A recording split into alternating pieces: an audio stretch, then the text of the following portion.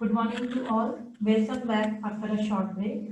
Today we are starting with a new chapter, that is verbs and its kinds. So before starting the chapter, let's revise about sentence. Read these words. Playing is Ram with ball make no sense. Ram is playing with a ball makes sense. So here when I have arranged these words in a proper order, I am getting a meaningful sentence. So now I can define a group of words that make complete sense is called a sentence. Rules of making a sentence. First, it makes complete sense. It begins with a capital letter. It ends with a full stop. But sometimes a sentence ends with a question mark or a exclamation mark. So this depends on the kinds of sentences. Now the parts of sentence. A sentence has two parts. First is subject, second is predicate. The person or thing we speak about is called the subject. What is said about the subject is called the predicate. Like, a man helped the blind man. So here in this sentence we are talking about a man. So we are speaking about a man. So a man here is subject. What are we speaking about a man? Help the blind man. So help the blind man is the predicate. Now the subject and the predicate may each consist of a single word or a number of words. Objects. Words that are added to the verbs to complete their meanings are called object. Now in the sentence, help is a verb and we have added the blind man in the sentence. So the blind man here is your object. And we can also find an object in a sentence by putting a question, what or whom. Like here, when I put a question, the man helped whom? So I get the answer, the blind man. So in this way, we can find objects in a sentence. Now, the structure of a sentence. The subject is usually at the beginning of a sentence. After the subject comes the verbs. Objects are placed after the verb. For example, the cow eats grass. So the cow is here subject because subject is the doer of the action. Eats is verb because it is an action verb.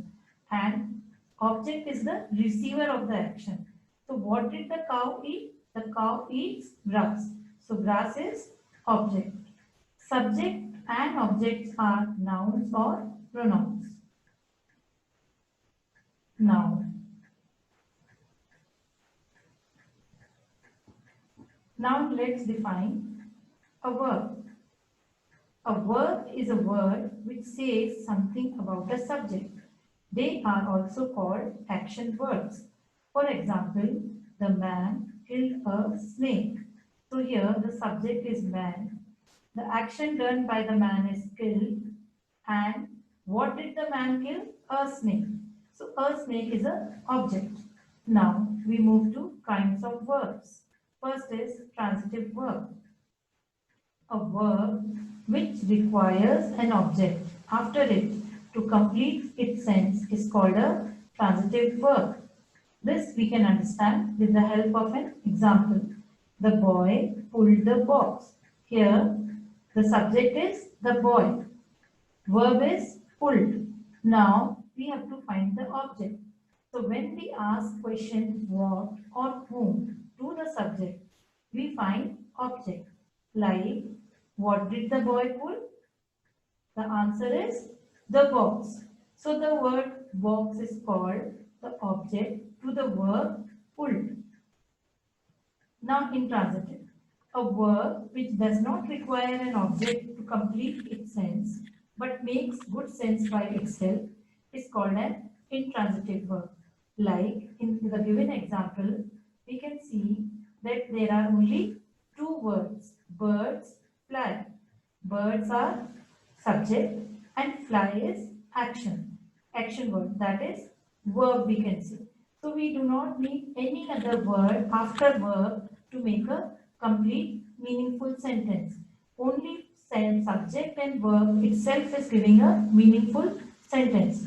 So here the word fly itself makes complete sense and it does not require an object after it to make complete meaning. Such are called intransitive verbs.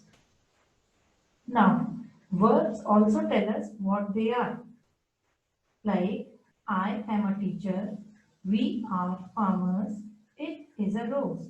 So here, am, are and is tell us what something or someone is. They are called being verbs. So now we can understand being verbs are am, which is always used with I, is and are used in present tense, singular is, plural are. Was and were are used in past tense, was singular, were plural. Be, being and been also. Has, have and had are verbs which show possession. Possession means belonging or ownership. For example, she has some new storybooks. So these storybooks belong to her. I have a pen. This pen belongs to him. They had some new stamps.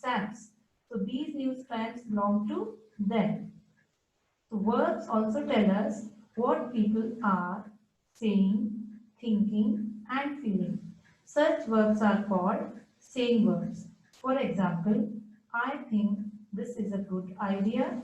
This picture looks very nice. So think and looks both are here saying verbs. Now with this, I complete my first part of your verbs and